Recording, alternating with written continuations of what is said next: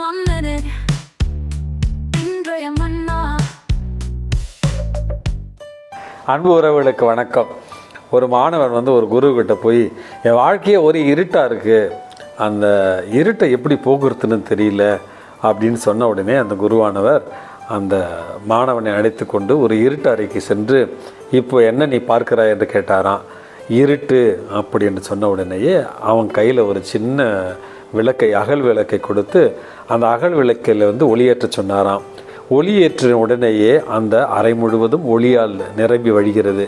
இப்பொழுது என்ன காணுகிறாய் என்று கேட்ட நேரத்தில், இந்த அறை முழுவதும் இப்பொழுது ஒளியால் நிரப்பப்பட்டு இருக்கிறது அப்படின்னு அந்த மாணவன் சொன்னானா. அதற்குத்தான் அந்த துறவி சொன்னாராம், உன்னுடைய மனம் கூட இந்த அறையை போல தான், இருள் சூழ்ந்திருக்கிற நேரத்தில் நம்பிக்கை என்கிற ஒரு விளக்கை நீ ஏற்றினால் நிச்சயமாக உள்ள முழுவதும் இறைவன் ஒளியாக இருப்பான் அப்படின்னு சொன்னாராம்.